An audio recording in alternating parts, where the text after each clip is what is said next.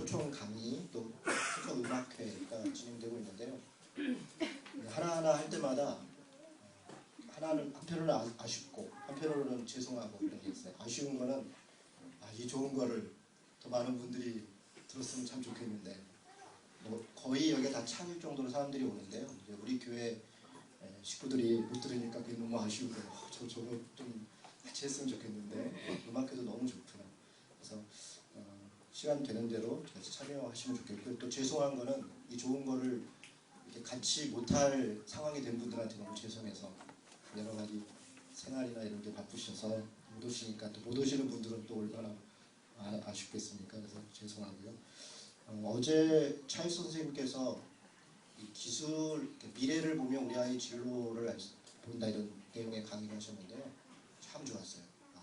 어제 들었던 분들이 다 이건 우리 교회 교인들이 전체가 다 들어야 된다. 근데 정말 좋더라고요. 아이들이 들어야 돼. 물론 아이들도 들어서 좋을 수 있는데 부모들이 특히 어린 아이를 가진 부모일수록 들으면 여러 가지 생각이나 이게 참 좋을 것 같아요. 그래서 다음 주에 한 번 더 하는데요. 시간이 되시는 분들은 꼭 참여해서 들으면 정말 좋을 것 같아요. 그래서 생각 이상으로 좋다 이렇게 제가 미리 말씀을 드립니다. 그리고 오늘 그 사랑방 모임 후에 그 지역 전도와 홍보 시간을 갖도록 하겠습니다. 우리 전도지 홍보지가 있는데요. 사랑방별로 좀 흩어져서 이번 주하고 다음 주가 같이 전도하고 홍보하는 시간을 갖겠습니다. 청년부도 모임 후에 같이 해주시면 좋겠습니다. 예, 말씀을 나누겠습니다. 이번 달 셋째 주, 다다음 주인데요. 우리 교회에 이제 인사총회가 있습니다. 인사총회는 이제 총회를 하는 건데요. 우리 교회는 이제 총회를 두 번 나눠서 합니다. 한 번은 인사총회를 하고 한 번은 사무총회를 합니다. 대개 이제 교회가 총회를 한 번에 하죠. 그러니까 사람도 뽑고 인사총회라는 건 사람을 뽑는 겁니다. 사무총회라는 건 이제 사업을 계획하고 하는 건데 이걸 좀 나눠서 합니다. 왜 나눠서 하냐면 새로 뽑힌 사람들이 내년 계획을 세워야 되니까 안 그러면 이제 새로 선출되지 않은 분들이 내년 계획을 세워야 되니까 조금 모순이 발생해서 이번 인사총회는 운영위원을 선출하고요. 감사 선출하고 그리고 특별히 이번 인사총회에 정말 우리 교회로서는 정말 중요한 게 첫 번째 직분자를 선출합니다. 그동안 우리가 집사님, 이렇게 권사님 이렇게 부르긴 했지만 그것이 우리 교회 내에서 우리들 스스로가 선출한 직분자가 아니라 기존에 원래 교회 섬기시던 분들이 그 각각 교회에서 받았던 직분을 그대로 이제 호칭으로 우리가 부른 거죠. 근데 이번에 인사총회를 통해서 교회 직분자를 처음으로 선출합니다. 저희 교회에서는 이제 권사, 장로, 집사 이 세 가지 직분자를 선출하는데 저는 대단히 중요한 일이라고 생각합니다. 교회의 직분자, 교회는 목사가 운영하는 게 아니라 사실은 직분자들이 운영하는 겁니다. 각각의 직분자들이 자기 직분에 맞게 그 역할들을 감당하는 것이 그것이 교회의 민주적 운영이고 교회가 하나님 앞에서 하나님의 교회로서 가는 중요한 표징이 된다 이렇게 생각합니다. 그래서 오늘은 이 디모데전서 말씀을 통해서 직분에 갖는 의미가 무엇인가, 우리가 직분자로서 교회에서 직분을 받는다는 것이 어떤 책임과 권한을 갖는 것인가에 대해서 조금 살펴보려고 합니다. 먼저 이제 직분이라는 말 되게 좀 생소한 말이죠. 이 교회 밖에서는 잘 사용하지 않는 말인데요. 근데 이게 한자입니다. 그냥 직분이라는 게 어떤 일을 나누어서 책임을 함께한다 그런 의미입니다. 그래서 특별한 용어가 아니라 직분자다 그런 것은 교회 안에 여러 가지 일들이 있는데 그것을 나누어서 책임을 함께하는 사람들을 뽑는다 이런 의미입니다. 그래서 그런 의미에서 직원이라고 하기도 하고요. 재직이라고도 합니다. 재직이라는 말도 특별한 말이 아니라 그냥 모두 재자를 씁니다. 그래서 모든 직원, 모든 직분자 이런 의미입니다. 그래서 우리가 직분자들이 모여서 하는 회의를 직원회 혹은 재직회 이렇게 부르는 겁니다. 되게 이상하죠. 우리는 이렇게 어떻게 생각하면 교회 직원 그러면 목사, 간사 혹은 전도사 이런 사람만 직원일 것 같은데 혹은 조금 규모가 있는 교회는 사무장이 있죠. 사무장이나 사무직원들이 행정적인 것을 돕는데 그런 사람들이 직원이지 교회를 다니고 있는 성도들은 직원이 아니라 그냥 뭔가 좀 다른 거일 것 같잖아요. 그래서 사실 그렇지 않습니다. 교회에서 직원이라고 하면 권사, 장로, 집사 이런 분들이 직원입니다. 그래서 그분들이 직원이라는 말 그대로 마치 회사에서 직원이 여러 가지 책임과 권한을 갖고 각각의 역할 속에서 일을 하지 않습니까? 마찬가지입니다. 마찬가지로 권사, 장로, 집사도 교회 내의 일들을 적절하게 분리해서 나누어 책임을 맡은 사람들이다. 예, 그렇게 보시면 됩니다. 목사나 간사나 혹은 뭐 사무직원이나 이렇게 교회에서 생활비를 받는 직원들은 전임 직원이라고 할 수 있겠습니다. 그 사람들은 똑같은 직원인데 교회에서 생활비를 받고 여러 가지 일들, 왜냐하면 우리 교회의 직원이라는 게 특성상 자기 직업이 있고 그리고 교회를 또 섬기는 것이니까 이 풀타임으로나 여러 가지 일들을 하기 어려우니까 각각의 직원들이 결정한 혹은 일을 진행하는 것을 옆에서 보조하거나 돕거나 하는 일을 하는 사람들이 전임 직원입니다. 그리고 다른 분들이 원래 직원이죠. 그런데 이제 교회가 제도화되고 이게 시스템화되고 현대화되면서 문제는 이 전임 직원들이 마치 더 높은 위치에 있는 사람들처럼 느껴지는 거예요. 이게 문제예요. 이게 이제 매개의 변질이라고 하는데 사실은 이 전임 직원들은 원래 직원들이 결정한 걸 수행하는 심부름하는 사람입니다. 그것을 돕는 사람이고. 그래서 목사에 대해서도 종이라고 얘기하지 않습니까? 종이라는 얘기가 하나님의 종, 또 교회의 종입니다. 그 일들을 맡아서 그 일을 돕는 사람. 그게 사실 목사의 직분의 정확한 위치입니다. 그러니까 우리 목자 되시는 양을 친다 그러면 목자 되시는 분은 예수님이고 그러니까 양치기는 예수님이고 교회의 주인은 그리고 아마 목사나 이런 전임 직원들은 이게 말 표현이 좀 이상하긴 한데 그 양치기를 돕는 게 이게 개잖아요. 사냥개가 막 그렇게 양을 돕잖아요. 그런 역할을 하는 겁니다. 실제로는 그런 역할인데 이 교회가 제도화되고 시스템화되면서 오히려 종인 사람들이 주인 노릇을 하는 잘못된 형태들이 많이 벌어지고 있는 거죠. 물론 목사에 대한 직분에 대해서는 뭐 가르치는 직에 대한 다른 요소가 있긴 하지만 이런 부분을 먼저 말씀을 드립니다. 그래서 우리가 직원을 뽑는다라고 하는 것은 대단히 중요한 일이다. 성경에서는 직분자에 대해서 일꾼이다 이렇게 표현했습니다. 일꾼. 일꾼이라고 하는 단어가 디아콘이라는 단어인데 이 말이 디아코노스로 해서 이게 집사라는 말이 디아콘입니다.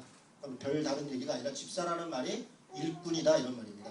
그래서 우리 예전에도 이렇게 아주 무슨 백작집 무슨 이렇게 아주 이렇게 잘 살거나 혹은 친분이 높은 사람들 집에 그 집 살림을 맡아보는 사람을 집사라고 그랬잖아요. 그래서 집사라는 말이 청직이라는 말, 집사라는 말 다른 의미가 아닙니다. 그래서 이건 교회에서만 쓰는 용어구나. 그렇지 않습니다. 그러니까 일을 나누어서 하는 당시에 그렇게 일하는 사람들을 통칭해서 집사라, 디아콘이라 이렇게 불렀던 것입니다. 그래서 특별한 용어는 아닙니다. 그래서 일꾼인데 그런데 이제 우리는 세상의 일반적인 회사의 일을 하는 것이 아니라 그리스도의 일을 하는 것이죠. 교회의 일을 하는 거죠. 그래서 성경에서는 이런 일꾼들에 대해서 그리스도의 일꾼이다, 하나님의 일꾼이다, 복음의 일꾼이다, 새 언약의 일꾼이다 이렇게 표현하는 것입니다. 이런 표현 속에 의미가 나타납니다. 집사가 뭐 하는 사람이냐? 그리스도를 전하고 가르치고 섬기는 사람이구나. 하나님을 전하고 가르치고 섬기는 사람이구나. 새 언약을 지키는 사람이구나. 복음을 위해서 일하는 사람이구나. 그것이 우리가 일하고 있는 일의 본질입니다. 교회에서 이런저런 뭐 때로는 청소도 하기도 하고 때로는 이런 계획을 세우기도 하고 때로는 어떤 구제 일을 하기도 하는데 그런 일을 하는 목적이 어디에 있는가? 그 목적은 하나님, 그리스도, 복음 이런 것에 원래 근본적인 목적이 있다는 것입니다. 성경에서 직분에 대해서 크게 보면 세 가지, 이렇게 많게 보면 네 가지, 작게 보면 세 가지로 이야기합니다. 근데 이것이 다른 것이 아니고요. 이렇게 어떤 말씀 하나를 어떻게 해석하느냐에 따라서 틀립니다. 우리 하나 말씀 보겠습니다. 에베소서 4장입니다. 에베소서 4장 11절 12절 말씀을 한번 찾아보겠습니다.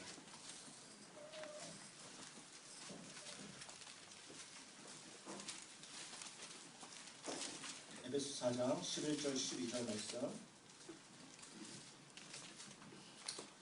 같이 한번 읽어보도록 하겠습니다. 읽습니다. 그가 어떤 사람은 사도로, 어떤 사람은 선지자로, 어떤 사람은 복음 전하는 자로, 어떤 사람은 목사와 교사로 삼으셨으니 이런 성도를 온전하게 하며 봉사의 일을 하게 하며 그리스도의 몸을 세우려 하심이라. 아멘. 그렇습니다. 여기 이제 직분에 대한 몇 가지 종류가 나오는데요. 여기에 보면 어떤 사람은 사도로, 어떤 사람은 선지자로, 어떤 사람은 복음을 전하는 자로, 어떤 사람은 목사와 교사로 삼았다 이렇게 되어 있습니다. 그런데 앞에 있는 사도, 선지자, 복음 전하는 자 이 직분은 임시직입니다. 무슨 얘기냐면 초대교회에만 있었던 한정된 직분입니다.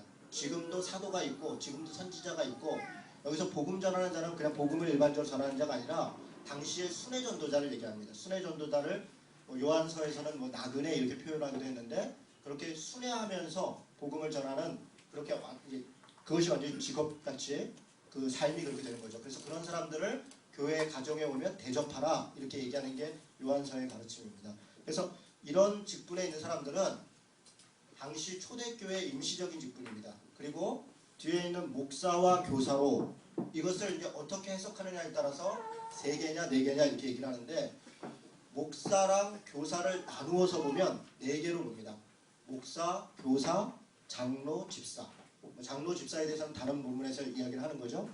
목사, 교사, 장로, 집사 이렇게 4개의 직분이 있다라고 보기도 하고 아니면 목사는 곧 교사다 이렇게 사실은 근데 이 말은 목사와 교사가 아니라 원래 원어는 목사 곧 교사입니다.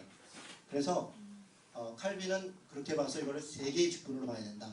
그래서 목사 곧 교사 그래서 목사, 장로, 집사 이렇게 3직분으로 봐야 된다 이렇게 얘기를 합니다.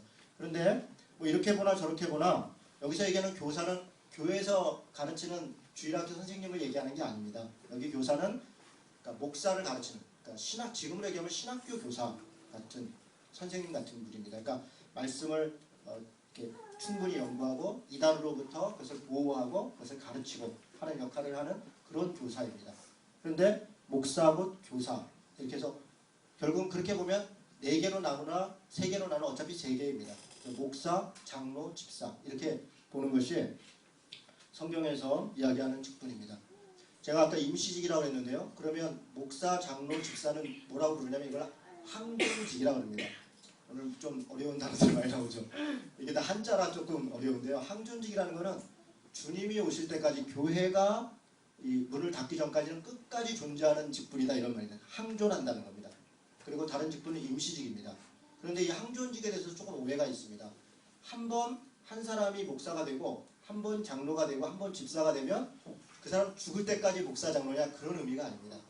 그 직이 항존한다는 겁니다. 그 직이 계속 있다는 거고 사람들은 그 직을 맡기도 하고 안 맡기도 하고 이렇게 얘기합니다. 만약에 사람이 어떤 직을 계속 간다 이거는 항존직이라고 그러지 않고 종신직이라고 합니다. 개신교회는 없습니다. 가톨릭에는 있습니다. 가톨릭은 교황, 주교, 신부 이런 분들은 종신직입니다. 한 번 임명이 되면 뭐 임기가 있는 게 아니에요. 임지만 달라질 뿐이지 죽을 때까지입니다. 그리고 본인이 사임할 때까지 그건 끝까지입니다. 그건 가톨릭에서는 종신직이 있지만 개신교에서는 종신직이 없습니다. 항존직이고 그리고 임시직이 있습니다. 이렇게 일단 기본적인 구분을 제가 잠깐 말씀을 드리고요. 조금 딱딱하죠. 강의 듣는 것 같죠. 직분에 대해서 조금 이렇게 공부를 할 필요가 있을 것 같아서요. 뭐 다른 시간에 우리가 물론 공부도 하지만 이 시간에 다들 모이시니까 이번에 총회를 앞두고 이게 좀 중요한 문제나 제가 설교를 통해서 이야기를 몇 가지 남도점 좀 드리려고 합니다. 여러분 이제 성경에 이제 장로 집사, 제가 장로 집사 목사에 대해서 다시 또 설명을 할 겁니다. 장로 집사 목사에 대해서 좀 오해가 있습니다. 뭐냐면 이게 물론 이게 은사인데, 그러니까 직책, 직위와는 다른 거다 이렇게 생각을 합니다. 무슨 얘기냐면 우리가 일을 얘기하면 자기가 하고 있는 일의 형태가 있죠. 지금 우리 이영미 집사님은 반주를 하고 있어요. 그럼 이영미 집사에 대해서는 뭐라고 얘기하면 반주자다 이렇게 얘기해요. 이거는 일을 하고 있는 형태 때문에 이름이 붙인 겁니다. 반주자. 근데 이렇게 일을 하는 직무와 직위가 있습니다. 예를 들어 이영미 집사님이 집사다 이러면 이건 직책이잖아요. 직책. 직무와 직책이 나누어져 있다. 성경의 집사, 장로는 그냥 어떤 이 직위이고 대칭적 직위이고 그 사람들이 어떤 일들을 따로따로 이렇게 했다 이렇게 생각하는데 실제 그렇지 않습니다.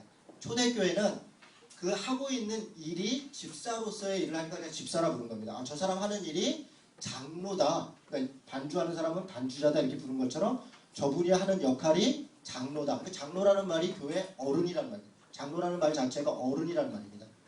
그래서 영어로는 엘더이고 뭐 헬라어도 마찬가지인데 다 어르신이란 말입니다. 어르신. 우리가 어르신 이렇게 부르는 것과 장로라고 부르는 게 다르지 않습니다. 그분이 교회의 대표이고 어른이다. 그래서 그분이 장로라 이렇게 부르는 겁니다. 교회 일을 하는 사람들, 저분이 교회 일을 하네. 그 사람들을 일꾼이다 이렇게 부르는 거고 그게 집사라는 겁니다. 제가 무슨 말씀을 드린 거냐면 직무와 직책이 사실 같은 용어였다는 겁니다. 그런데 교회가 이제 발전하죠. 제도가 생기죠. 그리고 규모가 생기고 또 시스템이 생기고 현대화되고 이러면서 교회 안에 일이 나누어집니다. 나누어져요. 부서도 생기고 또 역할도 나누어지고 그러면서 집사들이 일을 하는데 구분이 필요해요. 그냥 뭐라고 부르면 이분은 반주자인 집사, 저분은 봉사에 저쪽에 대표하는 집사인데 어떤 봉사 부서를 대표하고 그렇죠? 어떤 분은 집사인데 운영위원을 하고 어떤 분은 집사인데 뭐 다른 역할을 하고 그래서 그것에 대한 호칭을 부르기 시작합니다. 부서를 만들면 부장이라 그러고 운영위원을 만들면 운영위원장이라 그러고 이렇게 어떤 뭐 팀장이라고 하기도 하고 셀을 만들고 그러니까 구역을 만들면 구역장이라고 하고 이렇게 어떤 직책이 들어옵니다.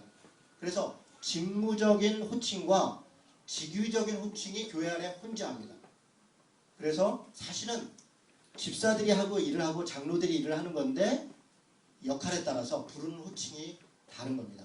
그래서 교회의 일은 집사와 장로가 어떤 직위를 가지고 일을 하는 것이다.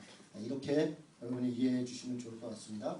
그래서 이런 집사, 장로, 권사는 항존직이라고 그러고요. 지금 현대에서는 뭐 부장, 섬김이, 운영위원장 이런 건 임시직입니다. 이걸 임시직. 왜냐하면 올해는 내가 운영위원장을 맡았지만 내년에는 아닐 수도 있잖아요. 그래서 이렇게 교회 안에는 항존직이 있고 임시직이 있는 것입니다. 전도사는 뭐에 해당될까요, 여러분? 전도사는 임시직이죠. 네. 전도사는 그냥 죽을 때까지 전도사가 아니라 그 사람은 목사가 되기 위해 과정을 밟고 있는 사람이니까 임시적 직분이죠. 그래서 임시직입니다. 뭐 그런 부분을 먼저 말씀을 드렸습니다. 자, 지금부터는 직분의 의미에 대해서 몇 가지를 좀 생각해 보겠습니다. 먼저 첫 번째로 좀 생각할 것은요. 직분은 그리스도로부터 위임됐다는 겁니다. 여러분 이게 직분을 생각할 때 가장 중요한 것입니다. 우리끼리 뽑아서 우리가 적절하게 나눈 게 아니라 직분을 맡은 사람들이 하는 일이 뭐냐? 그것은 사실은 교회의 머리는 그리스도입니다. 그리고 교회는 그리스도께서 인도하십니다. 성령이 인도하시고 그런데 그리스도께서 일을 할 때 본인이 이렇게 나서서 일하시는 게 아니라 누군가를 통해서 일을 하는 거죠. 자신의 일인데 누군가에게 맡긴 겁니다. 이런 비유가 혹시 오해가 될지는 모르겠는데 그냥 적절할지는 잘 모르겠네요. 근데 한번 회사를 어떤 분이 세웠어요. 회사를 세우면 사실은 자기가 일을 다 하는 겁니다. 처음에 작은 회사를 세우면 격리도 자기가 하고 계획도 자기가 세우고 물건도 자기가 팔러 가고 어떤 이 소비자에 대한 서비스도 자기가 혼자 다 하는 거예요. 그런데 회사가 커지면 어떻습니까? 직원을 줍니다. 자기가 하는 일을 그 사람한테 위임해요. 자기가 원래 해야 되는 일인데 당신이 내 일을 해달라. 그럼 이 사람은 어떤 일을 하는 거냐면 이 회사 사장이 원래 하던 일을 나누어서 하는 것입니다. 회사가 더 커지면 더 많이 나누겠죠. 결국은 어떤 한 사람이 가지고 있는 모든 권한과 책임을 나눈 것이 직분이다. 그런데 교회는 어떤 한 사람, 사장, 어떤 사람이 있는 게 아니라 예수 그리스도께서 머리이시고 우리가 그의 몸이다. 그래서 그리스도가 할 일을 우리가 각각 나누어서 한다는 겁니다. 여러분 이 인식을 갖는 게 대단히 중요합니다. 교회의 머리가 그리스도이고 우리는 그의 몸이다. 교회의 머리가 어떤 목사다, 어떤 장로님들이다 이렇게 생각하면 착각입니다. 그리고 내가 얘기하는 게 곧 그리스도의 뜻이다 이렇게 얘기하는 것도 착각입니다. 모든 직분자들은 각각의 은사에 따라 각각의 직위에 따라 주어진 것을 그래서 무슨 일을 하는 거냐면 그리스도의 뜻을 따르는 것입니다. 그리스도께서 하시려고 하는 것 우리 교회에서 내 분야에서 하시고자 나에게 위임한 일을 내가 최선을 다해서 감당하는 것이 바로 교회를 세우는 것이고 교회 안에 온전한 사역들을 감당하는 것입니다. 여러분 직분이 처음 이 집사가 나누어질 때를 한번 생각해 보시죠. 사도행전에 처음에 집사를 세우는 장면이 6장에 나옵니다. 처음에는 사도들만 있었습니다. 사도들이 열심히 복음을 전하고 이런저런 일을 했는데 사람들이 많아졌어요. 그러다 보니까 어떤 문제가 벌어졌습니까? 교회 안에 이 여러 그룹들의 필요가 생겼습니다. 구제의 필요가 생겼어요. 왜냐하면 그때는 가난한 시대였으니까 어떤 사람들에게 밥을 나누어주고 섬김을 하고 이런 일을 해야 되는데 사도들이 그걸 했습니다. 원래 사도라는 말 자체가 종이라는 말이에요. 그 식탁에서 이렇게 나누는 사람. 원래 사도들이 그 일을 했습니다. 말씀도 가르치고 또 필요하면 나누고. 그런데 일이 많아지니까 그 일만 전담할 사람들을 따로 뽑습니다. 그게 6명의 집사입니다. 6명의 집사. 그러면 이 일은 처음에는 사도들이 하고 있던 일인데 역할을 나눈 것이죠.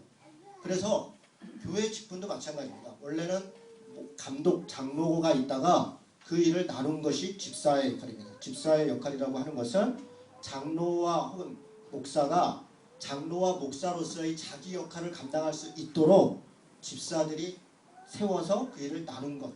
이렇게 원래 그 시작이 그렇게 된 것입니다. 자, 하나씩 조금 더 살펴보도록 하겠습니다. 그럼 먼저 감독과, 그러니까 감독이라는 말이 되게 생소하죠. 여기 오늘 디모데서에 보니까 감독은 이렇게 나와 있는데요. 제가 계속 목사라는 용어를 쓸 때 어떤 분들이 성경에는 목사가 없다며 왜 목사라는 말을 쓰실까? 이런 의문이 드는 분들이 있어요. 아까 제가 목사 곧 교사라고 얘기했는데 그 목사라고 하는 단어는 원래 목사가 아닙니다. 그 말은 포이맨이라고 하는 단어인데 포이맨은 뭐냐면 이 양이잖아요. 양이 그러니까 양을 치는 사람. 그러니까 포이맨이라는 말이 목자. 우리말로 지금 번역하면 목자가 맞을까요? 양을 치는 목양하는 사람. 이게 목자입니다. 목자는 곧 교사다. 이 말이 더 정확하니까 목사라고 하는 이 직분, 그런 용어는 성경에 한 군데도 없습니다. 그럼 목사는 뭐냐? 이렇게 되는 거죠. 그런 부분에 대해서 조금씩 설명을 해보겠습니다. 여러분, 먼저 제가 말씀드린 것은 성경에 있는 그 장로의 호칭은 감독이라는 말과 혼용돼서 쓰입니다. 제가 여기 일일이 찾지는 않겠습니다. 제가 설명문을 올려놓을 테니까요. 필요하신 분들 보십시오. 감독과 장로가 같은 용어예요. 그러니까 장로가 어른인데 그 어른이 감독하는 일을 한다는 거예요. 그래서 감독과 장로를 같은 말로 씁니다. 그런데 어느 일정한 교회가 이제 제도가 만들어지고 하면서 그 장로를 두 가지로 구분을 합니다. 실제로 이 디도서하고 디모데서를 가만히 읽어보면 조금 구분의 흔적이 있어요. 감독과 장로를 감독을 조금 가르치는 쪽에 많이 강조를 하고요. 장로는 다스리는 쪽에 많이 강조를 합니다. 그래서 실제로 그런 구분들이 가는데 그 감독의 역할을 하는 사람을 목사라고 부릅니다. 근데 목사가 특별히 다른 호칭을 가져온 게 아니라 목사라는 말 자체가 한자로 목양하는 사람이라는 뜻이에요. 사자가. 권사할 때 사자도 같은 단어입니다.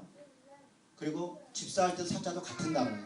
그러니까 뭔가 특별히 다른 단어를 해서 뭐 계급적으로 이렇게 높은 위치에 둔 게 아니라 목양하는 사람, 그러니까 목자라는 말이에요. 그런데 목자 이렇게 되면 그 어떤 이렇게 직위적 의미가 없으니까 목사, 집사, 권사 이렇게 같은 단어를 쓴 겁니다. 그래서 어떤 분들은 목사라는 말이 없으니까 목자라고 부르자 이렇게 얘기하는데 제가 볼 때는 별로 중요하지 않습니다. 목사로 부르나 목자로 부르나 목양하는 사람이라는 똑같은 말입니다. 그래서 그런 의미가 있는가 없는가 이것이 중요하지 다른 것은 별로 그렇게 중요하지 않습니다. 베드로는 뭐라고 얘기하냐면 목자장이 있다. 베드로전서 5장에 보면 뭐라고 되어 있냐면요. 그리스도는 목자장이다 이렇게 얘기했어요. 그리고 장로들에게 뭐라고 얘기하면 양떼를 돌볼 때 이익을 탐하지 말고 성실하게 돌보고 이렇게 하면서 장로들에게 자기가 가지고 있는 목자로서의 권한을 위임합니다. 그래서 자신을 목자장이라고 해요. 자신이 목자장이니까 목자들이 있는 거죠. 그것을 특정 장로들에게 위임합니다. 그 사람들이 목사입니다. 그리고 장로이고요. 그렇게 양을 주님의 양인데 예수 그리스도의 양인데 그것을 위임해서 아까 제가 사냥개라고 표현했는데 양치기라고 해도 좋습니다. 이렇게 양을 다스릴 때 주인이 있으니까 양치기들을 두는 거예요. 양치기들. 그래서 원래는 그게 양치기 양이 아니고 주인의 양인데 양치기들이 몇 마리씩 이렇게 맡아가지고 돕는 거죠. 양치기의 사명은요. 양을 잘 돌보는 겁니다. 만약에 양이 숫자가 줄거나 뭐 죽거나 문제가 생기면 주인이 양치기를 해고합니다. 얘는 성실하지 않다. 불성실하거나 이러면 바꿉니다. 그러니까 목자 자체가 무슨 권한을 가지고 있는 게 아닙니다. 주님이 권한을 갖고 있고 나누는 것이다. 그런 의미에서 목사를 이야기합니다. 목사와 장로는 교회가 발전하면서 아마 두 가지 기능으로 나뉘는데요. 그러니까 두 가지로 구분을 하는데 목사는 여러분 교회에서 생활비를 받는 전임사역자입니다. 근데 왜 교회에 생활비를 받는 전임사역자를 놓냐면 교회 일이 많기 때문에 그렇습니다. 많은 분들이 이렇게 얘기를 합니다. 목사도 자기 직업을 갖고 주일날 와서 이렇게 섬기면 안 되냐? 그럴 수 있죠. 그럴 수 있습니다. 그런데 주중에 해야 되는 일이 있어요. 예를 들어 뭐 신방을 한다든가 뭘 연락을 한다든가 관리를 한다든가 이런 일들이 또 뭐 연구를 한다든가 이런 일이 자기 직업을 갖고 하기에는 너무 어려운 거예요. 여러 사람들을 돌볼 때. 그래서 그 사람한테 페이를 주고 전임 사역자로 세우는 겁니다. 근데 만약에 여러분들이 교인총회 이번에 결의를 하는 거예요. 우리 교회는 전임으로 페이를 주는 생활비를 주는 사람을 없애자. 우리가 나눠서 하자. 그래도 되는 겁니다. 그래도 되죠. 그러니까 교회에 생활비를 받는 목사가 꼭 있어야 되는 게 아니에요. 근데 목사라고 하는 직분을 있는 겁니다. 누군가가 그 일을 해요. 누군가는 가르치고 누군가는 신방을 하고 누군가는 여러 가지 일들을 합니다. 그런데 편의적으로 그 사람에게 생활비를 줘서 더 잘할 수 있도록 하자 이렇게 해서 생긴 게 목사입니다. 장로는 어떻습니까? 목사도 그래서 장로예요. 주로 이제 가르치는 일을 하는 장로인데 장로들은 자기 직업이 있잖아요. 자기 직업이 있으니까 일정 부분 그 일을 같이 협력합니다. 그래서 목사와 장로가 같이 해서 일반적 교회가 당회를 구성합니다. 왜 당회를 구성합니까? 이분들이 교회의 지도자들인 거예요. 교인들이 선출한 우리의 일을 위임한. 그래서 그런 분들이 역할을 합니다. 그래서 장로들은 대개는 이 가르치는 일은 시간이 많이 드니까 준비하고 가르치고 하는 시간이 많이 드니까 그런 일은 전임 장로인 목사에게 맡기고 대개는 신방하고 돌아보고 또 혹은 교회에 어떤 일들이 있을 때 모여서 회의해서 방향을 결정하고 이렇게 하는 일들을 하는 게 장로의 역할로 지금은 제도적으로 나뉘어졌습니다. 장로는 어떤 사람이 장로가 되어야 되는가? 여기 디모데전서 3장을 한번 보겠습니다.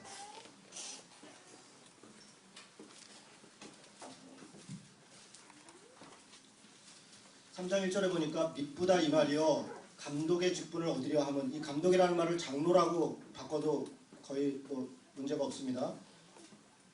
감독의 직분을 얻으려 하면 선한 일을 사모하는 것이다 이렇게 얘기했습니다. 여러분 저는 이 1절이 굉장히 중요하다고 생각합니다. 지금 우리가 장로의 직분은 선한 일을 사모하기 하는 것이다 이렇게 얘기했어요.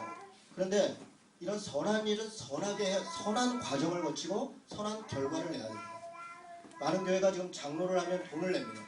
500만원, 300만원, 300만원 너무 적다. 그래서 3천만원 이렇게 장로를 하는데 돈을 내고 돈으로 그 선한 일을 사는 것은 말이 안 됩니다. 돈을 내고 그 직분을 사는 순간 그 일은 선한 일이 안 됩니다. 어떻게 선한 일을 돈으로 살 수 있습니까? 그러니까 이 직분은 하나님으로부터 위임받은 교회 공동체로부터 주어지는 것입니다. 그런데 그것을 대가를 주고 산다 그러면 말이 되지 않습니다. 만약에 가난한 사람은 장로를 할 수 없다. 여러분 그건 세속적인 것입니다. 가난하거나 신분과 전혀 관계가 없는 겁니다. 서울에 가면 연동교회라는 교회가 있어요. 그 교회는 옛날에는 거기 완전히 시골입니다. 그리고 이 수원이나 이쪽으로부터 이렇게 서울로 소위 이 경성으로 장사하러 가는 사람들의 길목에 있는 그 동네였습니다. 그 연동 그 무슨 골 그렇게 되어 있는데요. 그래서 거기 교회 안에 양반들도 있었고 상인들도 있었고 그리고 그때 당시에 이제 상노별을 좀 보죠. 오늘 천민 뭐 그런 분들도 있었습니다. 그렇게 교회가 잘 성장을 했어요. 그런데 어느 날 어떤 일이 벌어졌냐면 장로를 세우는데 천민 중에 양반이 아닌 천민 중에 장로가 피택이 됐습니다. 피택됐다는 것은 이 투표를 통해서 선출됐다는 거예요. 그랬더니 양반들이 들고 일어났습니다. 우리는 천민의 지위를 받을 수 없다. 왜냐하면 교회에 오면 장로가 어른이잖아요. 어른으로서 물론 섬기는 일이지만 가르치고 때로는 뭔가를 계획하고 지시도 해야 되고 이런 거잖아요. 양반의 체면으로 어떻게 우리가 천민이 우리를 돕고 우리가 도와야지 천민은 뭐 이런 식인 거죠. 그래가지고 못하겠다.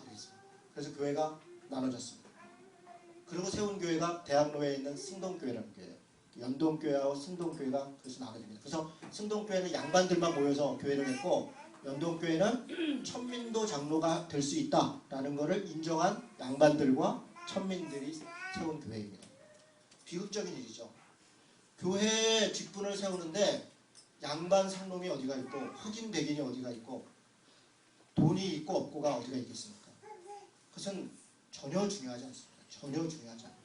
그런데 지금 직분을 돈을 주고 대가를 한다라고 하는 것은 그리스도께서 위임한 일을 하는 것이 아니라 자기들끼리 자기의 일을 하는 것입니다. 그래서 직분이 매매되는 것은 종교의 타락의 가장 극명한 모습입니다. 직분이 매매된다. 계속 좀 내려가 보겠습니다. 감독은 책망할 것이 없다 이렇게 얘기했습니다. 그리고 이 책망할 것이 없다라고 하는 내용을 뒤에 쭉 얘기합니다. 뭐에 책망할 것이 없는 자들인가? 한 아내의 남편이 되며 가정을 이루어야 된다는 겁니다. 가정을 이루고 가정을 잘 섬길 줄 알고, 뒤에 보면 자녀를 다스리고, 이거 중요합니다. 우리 한자에도 수신제가 치국평천하 이런 말이 있잖아요. 집을 다스리고 그 다음에 나라를 다스리고, 또 자기 일터를 다스리고 그 다음 나라를 다스리고 이런 거 아닙니까? 마찬가지입니다. 자신을 가장 잘하는 사람들이 가족이에요. 여러분 이거 정말 중요합니다. 가족으로부터 인정받는 것이 사실 그리스도인으로서 1차적 사명입니다. 물론 그렇지 못하는 가정이 있어요. 부부간의 성격이 너무 차이가 난다던가, 또 자녀 교육을 누가 장담합니까? 저도 우리 집 아이가 3명이지만 우리 아이가 지금은 크게 뭐 문제, 제가 지지난주에요 저희 둘째 아이 담임선생님이 좀 만나자고 해서 갔었어요. 우리 그 둘째 애가 학우 중에 누구를 괴롭히는 거예요. 제가 가서 그 31살 된 담임, 우리 교회도 선생님들도 있고 그러잖아요. 제가 뭐 학부모로서 간 거니까 뭐 제가 사실은 그걸 갈 때 전도지를 하나 넣어갖고 갔어요. 이게 끝나고 가까이 계시니까 우리 교회 한번 와보시라고 하려고 그랬는데 싹싹 빌었죠. 죄송합니다. 잘못했습니다. 제가 아이 잘못 가르쳤습니다. 여러분 그런 거죠. 제 아이 누가 장담하겠습니까? 부부관계를 누가 장담하겠어요? 그렇게 우리가 장담할 수 없으나, 그러나 부부가 서로 사랑하고 부모를 공경하고 자녀를 바르게 가르치려고, 그것이 1차적인 사명이에요. 하나님께서 우리에게 주신 1차적 사역지는 가정입니다. 여러분 우리가 그걸 잊으면 안 됩니다. 제가 여러 번 말씀드리는데 가정과 직장과 교회가 사실 우리 삶의 33.3%씩 똑같습니다. 비중이. 이 정말 중요해요. 그런데 이 세 가지가 충돌하면, 동시에 일어나면 나머지 1%를 어디다 쓰냐. 물론 뭐 상황마다 다르지만 저는 우선순위가 첫 번째는 가정이라고 생각합니다. 두 번째는 직장이고 세 번째가 교회입니다. 왜냐하면 교회는 직장을 위해 있는 것이고 교회는 가정을 위해 있는 것이에요. 가정과 직장이 교회를 위해 있는 것이 아니라, 그리고 직장이 가정을 위해 있는 것입니다. 결국은 가정이 가장 큰 우선순위예요. 자기 가정의 가족들과 시간을 보내고 하는 것을, 이것이 우리 삶에 있어서 첫 번째 우선순위로 둬야 된다. 물론 1%이고 상황에 따라 다르긴 하지만 여러분 그걸 분명히 인식하셔야 돼요. 더한국물집교회 다니시는 분들은 교회와 일과 걸리면요, 정말 상황이 어려우면 직장을 먼저 가십시오. 주일날도 괜찮습니다. 주일날도 괜찮습니다. 주일이어서 다 그런 게 아닙니다. 그러나 물론 그것이 신앙의 이유가 이어야겠죠. 뭐 여러 가지 자, 오케이, 그렇게 가겠습니다. 그 다음에 신중하며 단정하고 이렇게 되죠. 신중하고 단정. 이거는 질서가 있다는 겁니다. 질서가 있다. 여러분 제가 쉽게 얘기하겠습니다. 저희 교회에 여러 단체들이 와서 사용하고 가는데요. 제가 그 와서 사용하고 있는 여러 선교단체나 단체들을 볼 때 그 단체가 가장 영성이 있다라고 느낄 때가 어떤 때냐면 모임을 잘하고 있을 때가 아니에요. 끝나고 간 다음입니다. 뒷정리해놓은 거 보면 압니다. 신발 정리해놓은 거만 압니다. 쓰레기 정리해놓고 간 거 보면 이 단체가 얼마나 질서가 있고 영성이 있는지 압니다. 사실 그게 역성입니다. 자기 일상의 생활이 질서가 있고 정돈이 되고 깔끔하고 누가 보더라도 따라함직하고 본이 되고, 이게 영성입니다. 영성이 여러분 별도로 있는 게 아니에요. 우리 교회도 마찬가지도, 우리 교회도 예배 다 끝나고 그러니까 신발 신고 나갈 때 정리해놓고 가는 거 보면 저분이 어느 정도 성숙했구나 이걸 알 수 있어요. 저는 그렇게 생각합니다. 신발 이렇게 던져놓고 가면 누군가는 그걸 정리해야 돼요. 누군가는. 여러분 제가 교회에 앉아있으면요, 주중에 이제 청소를 하고 있잖아요. 그러면 이제 성도님들 중에 집사님 중에 와요. 그리고 목사님이 어떻게 청소를 해요? 제가 늘 합니다. 제가 늘 해요. 보이면 목사님이 어떻게 청소를 해요? 이렇게 얘기하면서 안 보일 때는요, 그냥 이렇게 던져놓고 가는 거예요. 다 제가 합니다. 제가 해요. 하나님이 안 하세요. 제가 합니다. 여러분 신중하고 단정하며. 근데 이게 직분자를 갖는 게 이게 왜 중요하냐면요, 책임감이에요. 소속감. 교회를 올라오다가 휴지가 하나 떨어졌어요. 누가 죽고 누가 안 죽습니까? 내 교회라 생각하는 걸 죽는 거예요. 다른 사람이 우리 교회 왔는데 조금 깨끗해야지. 그러니까 내 집이라 생각하면 내가 청소하는 거잖아요. 그런 자세를 보면 그 분이 교회의 일원이 됐다 안 됐다를 금방 알 수 있습니다. 말하는 것은 누구나 다 좋은 얘기하는 거예요. 목사 앞에서 목사 설교 은혜로 왔습니다. 좋았습니다. 얘기하죠. 목사님 설교를 왜 그따구로 해요? 이렇게 얘기하는 사람 없어요. 없습니다. 다 좋은 얘기합니다. 그런데 실제 그가 말씀을 통해 성장한 것은 그의 행동을 보면 안 됩니다. 모임에 참여하는 것, 교회 청소하는 것 이런 것이 사실은 그의 영성입니다. 신중하며 단정하고 나그네를 대접하고, 나그네를 대접한다는 건 아까 순회 전도자를 대접하는 건데 주님의 복음을 전하는 일에 자신의 재물을 쓰는 것입니다. 나그네는 복음 전하는 자예요. 그가 왔어요. 그 사람에게 밥을 먹이고 그의 여비를 챙겨주고, 왜 그렇습니까? 그 사람 때문이 아니라 주의 복음 때문에 그런 거예요. 1차적으로 직분자들은 왜 그렇습니까? 우리가 하는 일이 주의 복음을 전하는 것이 가장 궁극적 목적입니다. 우리가 구제를 하고 무슨 사역을 하고 사회적 참여를 하고 정의를 얘기하고, 왜 그렇게 합니까? 주님의 복음이 전해지게 하기 위해서 그런 것입니다. 그것이 가장 중요한 목적 아닙니까? 나그네를 대접한다. 하나님이 내게 주신 재물과 내게 주신 삶을 주님의 복음을 위해서 그런 일을 하는 사람들을 돕고 섬기고 그렇게 하는 것입니다. 가르치기를 잘하며, 이거는 말씀을 잘 가르친다는 의미가 아니라 하나님의 말씀을 정확히 잘 이해하는 것. 이단과 당시에 사이비가 너무너무 많았을 때입니다. 초대교회, 지금도 마찬가지지만 직분자인데 하나님의 말씀에 대한 분명한 이해가 없이 직분을 수행한다는 건 불가능합니다. 왜냐하면 주님의 일을 하는데 내가 하는 일이 주님의 뜻에 맞는지 안 맞는지를 모르고 그냥 막 하는 거예요. 나는 그냥 시키니까 해요. 여러분, 그래서 문제가 되는 겁니다. 하나님의 말씀에 대해서 잘 이해하고 준비되고 그런 분들이 직분을 갖는 것입니다. 술을 즐기지 않고, 이건 당연하죠. 뒤에도 여러 가지 있지만 구타하지 않고 오직 관용하고 다투지 않고, 화를 잘 참지 못하는 분들은 직분자로서 조심하셔야 됩니다. 쉽게 화를 내면 그 사람이 누구냐면 내가 섬겨야 될 사람인 거예요. 그러니까 우리가 성경에서 남을 나보다 낮게 여겨라 이렇게 얘기해요. 낮게, 높이 여겨라. 왜 그렇습니까? 그가 주님의 자녀인 거예요. 나는 직분자로서 그 하나님의 자녀를 섬겨야 되는 사람이에요. 그런데 막 화를 내고 쌍소리를 하고, 이거는 안 되죠. 안 됩니다. 교회에서 직분자가 성도를 향하여 욕을 한다든가 얘기를 하는 것은 자격이 없는 겁니다. 그런 분들은 징계를 받아야 됩니다. 권면을 받고, 처음에 권면에도 안 들으면 직분을 박탈당해야 됩니다. 그렇게 하면 덕이 안 되잖아요. 그죠? 분노하고 다투고 이래서 안 됩니다. 돈을 사랑하지 아니하며, 이게 중요합니다. 집사에도 마찬가지로 더러운 일을 탐하지 않고, 직분이, 이 장로를 좀 얘기하는데요. 높은 직분에 있는 사람은 아무래도 존중을 받습니다. 일을 할 때 돈과 관련된 일. 근데 돈을 사랑하고 이익을 탐해서 교회 일을 해서는 안 됩니다. 큰 교회 가면요, 제일 큰 문제가 뭐냐면, 예를 들어 교회를, 예배당을 건축한다. 그러면 직분자들 중에 사업하시는 분들이 있어요. 건축하시는 분도 있고, 타일 하시는 분도 있고, 페인트 하는 분도 있고, 다 자기께 되기 위해서 여러 가지 로비를 하고 그래요. 여러분, 포기하셔야 돼요. 교회에서 이익을 얻으려고 하면 안 돼요. 교회는 돈을 내고 섬기는 것이에요. 너무 희한하죠? 목사는 그래서 목사는 월급을 받고 교회를 섬기는 사람이고요. 여러분들은 돈을 내고 주님의 몸을 섬기는 것이에요. 교회에서 이익을 얻으려고 해서는 안 됩니다. 교회에서 이익을 얻으려고 해서는 안 돼요. 말이 나온 김에 한마디 더 드리면, 교인들끼리 돈 거래를 해서는 안 됩니다. 절대로 해서는 안 돼요. 딱 한 가지 예외가 있습니다. 뭐냐면, 너무 어려운 분을 물론 빌려주는데, 빌려줄 때 어떻게 생각하냐면 안 받을 각오로 드리는 거예요. 안 받을 각오. 교회에서 성도에 대해서 돈을 빌려주고 교인끼리 돈을 빌려줄 때는 이걸 안 갚으면 안 돼 이렇게 하면, 갚으면 감사한 거예요. 안 갚어도 좋다라는 마음으로 주는 겁니다. 그게 교회입니다. 그래서 가끔 보면 교인 중에 누가 돈을 많이 해서 그 때문에 문제가 벌어지고 그러는데, 절대로 그래서는 안 됩니다. 특히 목사에게는 돈을 절대로 빌려주면 안 됩니다. 왜냐하면 달라고를 못해요. 장로도 마찬가지입니다. 그러니까 어른일수록 돈을 빌리면 안 돼요. 돈을 빌리면 안 됩니다. 어린 사람일수록 돈을 빌려도 돼요. 왜냐면 그 사람한테 달랄 수 있잖아요.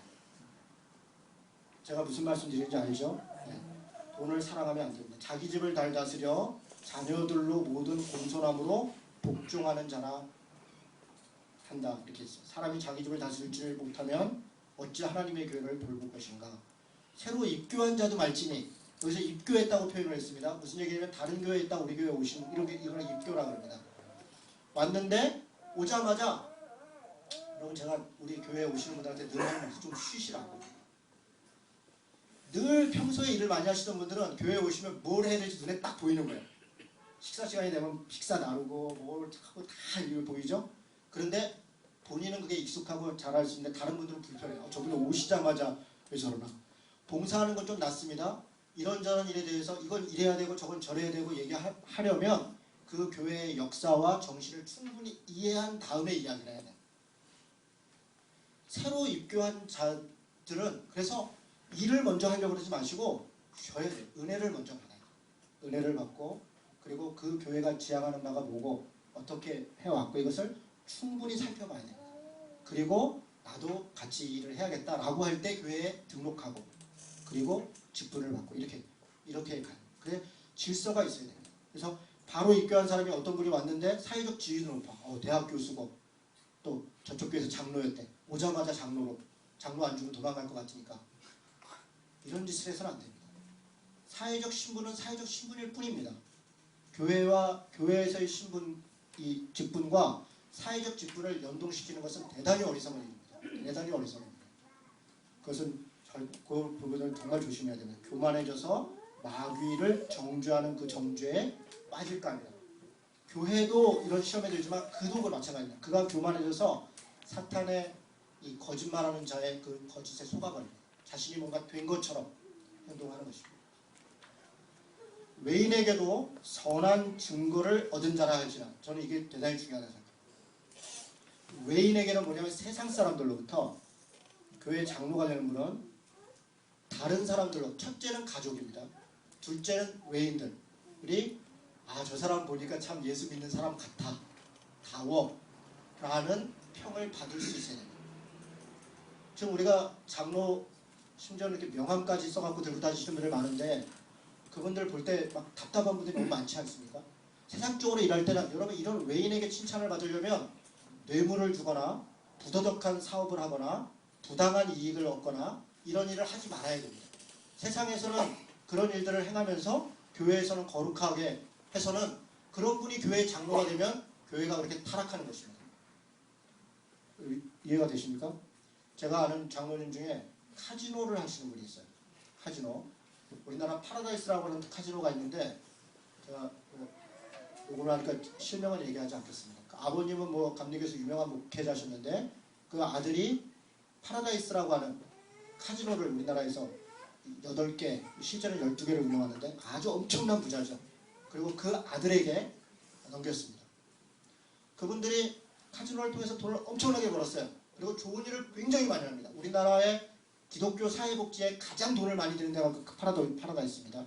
심지어는 기독교 신문도 만들고요. 기독교 대학도 만들고요. 여러 가지를 했어요. 제가 그것을 비판하는 글도 쓰고 했더니 거기서 일하시는 그 회사에서 일하시는 장로님이 전화를 했어요. 한 달을 자기가 퇴근을 했더니 자기 아들이 신문을 딱 올렸는데 제가 쓴 글이에요.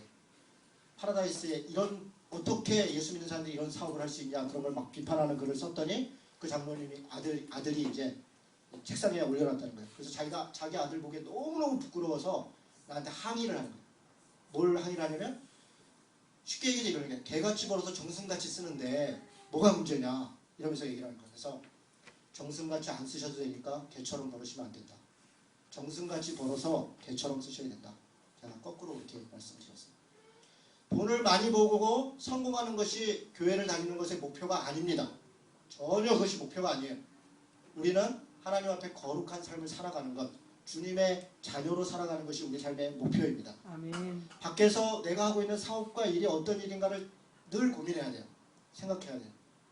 그것이 외인에 대하여 칭찬을 받는 것입니다. 물론 인격적이어야 되는 것이고요. 자기 하시는 일에 대해서도 생각을 많이 하셔야 됩니다. 그리고 옳은 방법으로 일을 해야 됩니다.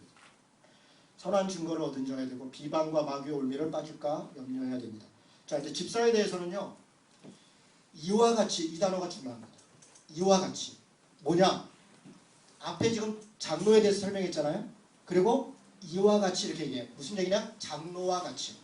우리는 흔히 집사는 뭐 대충 살았는데 내가 장로도 아니고 천만의 말씀입니다.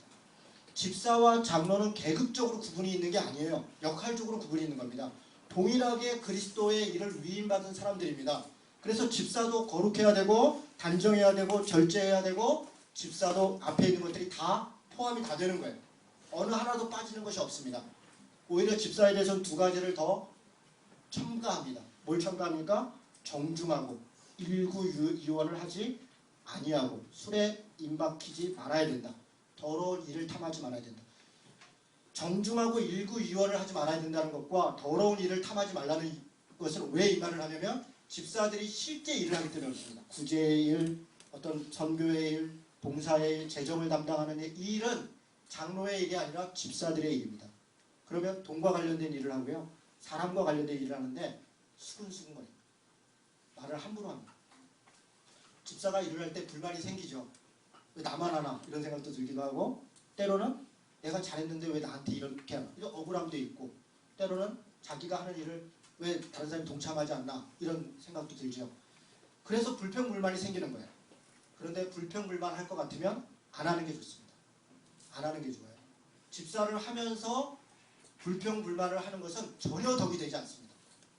주님의 일을 하는데 불평불만이 어디가 있습니까? 우리는 종이 되는 것이에요. 노예는 일을 하고 와서 주인의 밥을 차려드립니다. 옆에 서 있어요. 배가 고픈데 주인이 밥 먹으라고 하기 전까지는 밥을 안 먹는 거예요. 너 수고했다 그러면 감사한 거예요. 그냥 무익한 자인데 내가 당연히 해야 될 일을 한 것뿐입니다. 이 직분자는 당연히 한 것을 한 것뿐입니다. 당연히 할 일을 하는데 무슨 불만이 있습니까? 무슨 불평이 있습니까?